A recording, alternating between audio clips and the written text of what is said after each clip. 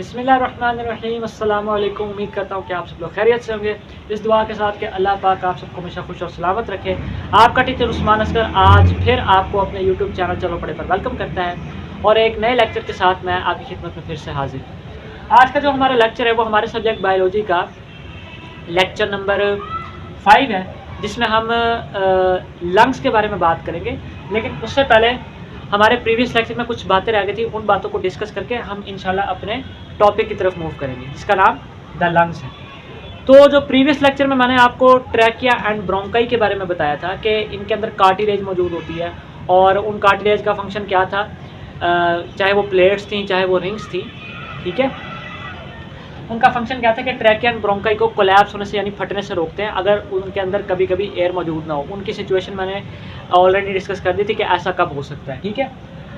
लेकिन एक बात जो प्रीवियस लेक्चर में रह गई थी वो ये कि ट्रैकिया एंड ब्रोंकाई इन दोनों के अंदर 2 और सेल्स मौजूद होते हैं। Number 1 glandular cells, number 2 सीलिया। जहाँ पे भी ग्लैंडुलर सेल्स का वर्ड आ जाए वहाँ से आपने याद रखना है कि सिक्रीशन होगी। सिक्रीशन का मतलब होता है कि कोई भी सब्सटेंस इन्होंने रिलीज करना है जो आमतौर पर फ्लूइड होता है, ठीक है। अच्छा, ग्लैंडुलर सेल्स क्या करते हैं? Secrete mucus which moistures air and trap dust particles. अब आप पूछेंगे कि नेजल कैविटी ने ऑलरेडी ये काम कर दिया है, तो ग्लैंडुलर सेल्स का ट्रैकिया एंड ब्रोंकाई में ये काम क्यों हो रहा है?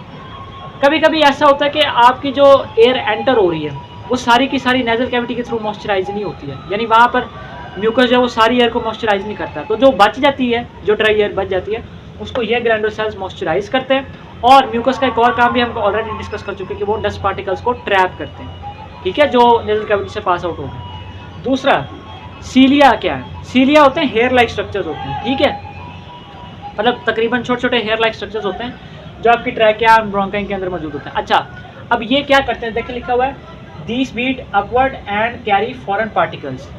बीट अपवर्ड यानी कि ऊपर की तरफ इनकी मोशन होती है ऐसे। अब अपवर्ड जब ये मूव कर रहे हैं तो ये क्या कर रहे हैं? Carry foreign particles to oral cavity, ठीक है। जो आपके फॉरेन या डस्ट पार्टिकल्स नेजल कैविटी से पास आउट हो गए ना और ब्रोंकाई की तरफ आ गए या ट्रैकिया की तरफ आ गए, उनको सीलिया वापस ओरल कैविटी की तरफ भेजते हैं। अच्छा, यहाँ पे एक इंपॉर्टेंट बात आपको बता दूँ, जहाँ पे भी कैविटी का वर्ड है वहाँ से आपने एक वर्ड याद रखना है कि कैविटी का मतलब हमेशा स्पेस होता है। ओरल मीन्स माउथ, कैविटी यानी माउथ के अंदर ये जो स्पेस है ये वाली, ये सारी जो है ये ओरल कैविटी है, ठीक है। तो कैविटी से आपने हमेशा अब ये चीज़ याद रखनी कि हमेशा स्पेस को कहते हैं, ठीक है।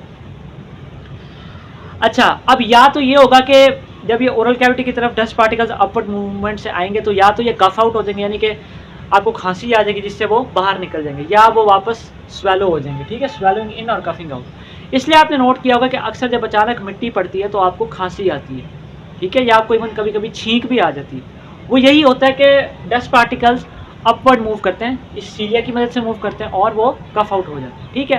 तो ये कल के लेक्चर की या प्रीवियस लेक्चर की कुछ बातें थी जो रह गई थी। अब हम अपने नेक्स्ट लेक्चर की तरफ मूव करते हैं या नेक्स्ट टॉपिक की तरफ मूव करते हैं, जिसका नाम द लंग्स है। रोज़ा लग रहा है इसलिए थोड़े वर्ड्स आगे पीछे हो रहे हैं, इसलिए I hope you will forgive. अच्छा, सबसे पहले ना लंग्स के बारे में हम देखते हैं। लंग्स को हम उर्दू में फेफड़े कहते हैं, ठीक है, और ये स्पॉन्जी एंड इलास्टिक ऑर्गन्स होते हैं। ये आपकी बुक में लिखा हुआ है कि ये स्पॉन्जी एंड इलास्टिक ऑर्गन्स होते हैं। अब स्पॉन्जी एंड इलास्टिक का मतलब क्या है? देखिए, जैसे साबुन होता है ना, स्पॉन्जी होता है, बड़ा सॉफ्ट सा होता है और ज़रा स्लिपरी सा होता है, ठीक है, उस चीज़ को हम स्पॉन्जी कहते हैं। और इलास्टिक का मतलब क्या? लचकदार होती है, यानी कि सख्त नहीं बल्कि बहुत लचकदार और सॉफ्ट ऑर्गन्स होते हैं, ठीक है। अब इसके पीछे लॉजिक क्या है ये इंशाल्लाह आगे देखते हैं कि ये इलास्टिक और स्पॉन्जी क्यों है, ठीक है। और ये 2 होते हैं, यानी कि लेफ्ट और राइट, लेफ्ट और राइट लंग्स होते हैं। और उसने बुक में एक बात लिखी है कि जो आपका लेफ्ट लंग है ना वो राइट लंग से थोड़ा सा ऊपर है। अब ये ऊपर नीचे क्यों होते हैं ये भी हम आगे देखते हैं, ठीक है। इनकी जो लोकेशन होती है ये थ्रोसिक कैविटी के अंदर मौजूद होती है। थ्रोसिक कैविटी को हम चेस्ट कैविटी भी कहते हैं, ठीक है।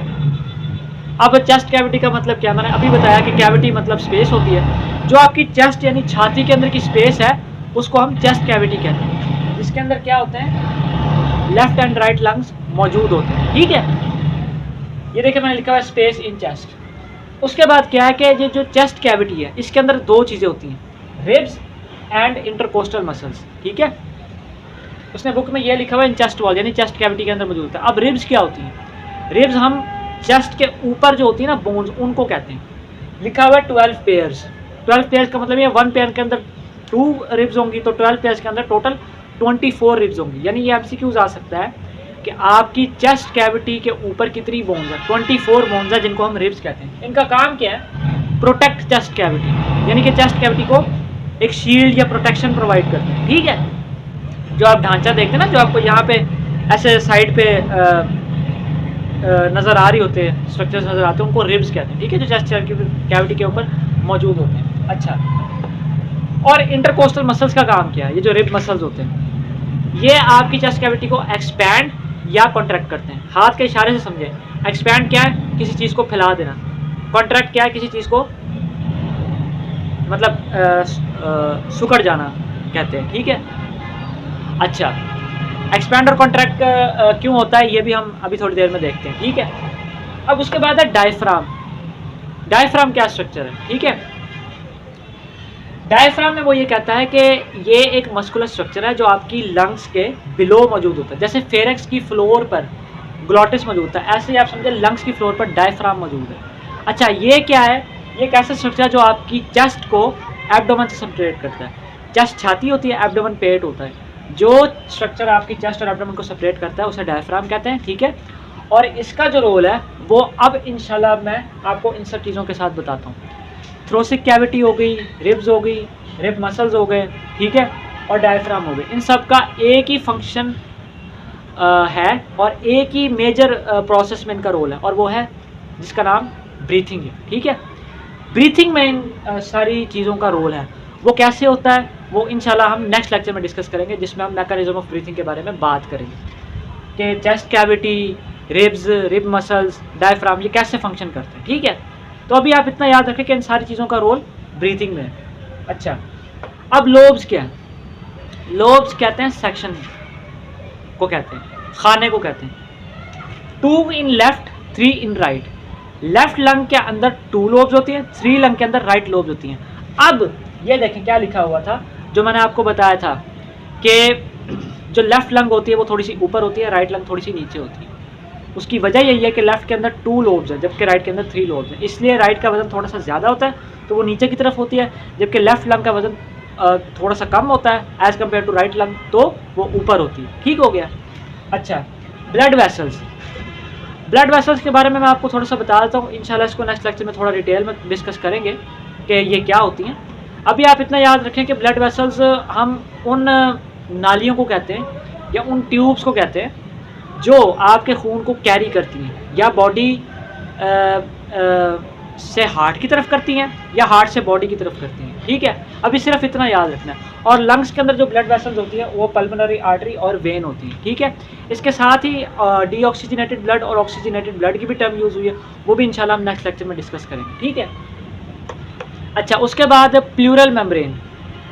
देखें, मेम्ब्रेन कोई भी ऐसा स्ट्रक्चर होता है जो किसी भी ऑर्गन या सेल के ऊपर मौजूद होता है जो उसको प्रोटेक्शन प्रोवाइड करता है। तो लंग के अंदर जो मेम्ब्रेन होती है वो प्लूरल मेम्ब्रेन होती है। अब आगे देखें, मैंने लिखा है 2 लिखा है, एक इनसाइड लंग्स होती है और एक आउटसाइड लंग्स होती है, और इसका मेन काम क्या है, प्रोटेक्ट लंग्स, यानी कि लंग्स को प्रोटेक्शन प्रोवाइड करता है। ठीक है, डैमेज से प्रोटेक्शन प्रोवाइड करता है। तो ये हमारा आज का लेक्चर था जिसमें हमने थोड़ी सी ट्रैकिया एंड ब्रोंकाई के अंदर ग्लैंडुलर सेल्स के बारे में बात की, जिसमें हमने ये देखा कि म्यूकस सिक्रीट होता है और वो डस्ट पार्टिकल्स को ट्रैप कर लेता है और एयर को मॉइस्चराइज करता है।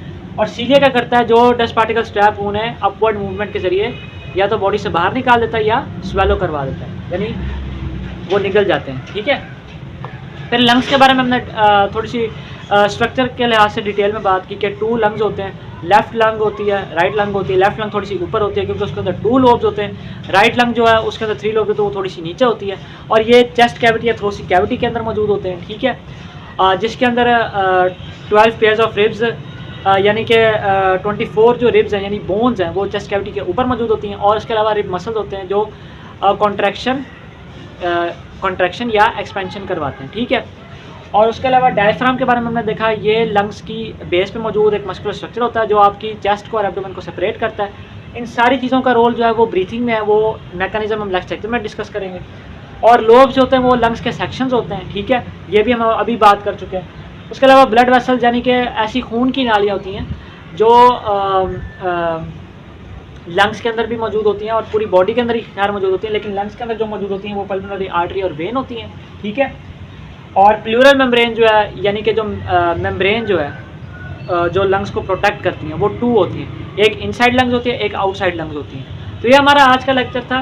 नेक्स्ट लेक्चर में इंशाल्लाह हम ब्लड वेसल्स के बारे में थोड़ी सी बात करेंगे और उसके अलावा ब्लड की 2 टाइप्स के बारे में बात करेंगे और इंशाल्लाह ब्रीथिंग का मैकेनिज्म भी थोड़ा सा डिस्कस करेंगे, ठीक हो गया। तो मुझे उम्मीद है कि आज का लेक्चर आपको अच्छे से समझ आ जाएगा। फिर भी कोई क्यूरी हो तो आप पूछ सकते हैं और मैं अब आपसे इजाज़त चाहूँगा क्योंकि रोज़ा भी लग रहा है और लेक्चर भी थोड़ा सा बड़ा हो जाए। तो इंशाल्लाह नेक्स्ट लेक्चर में आपसे मुलाकात होगी। सी यू वेरी सून। अल्लाह हाफिज़।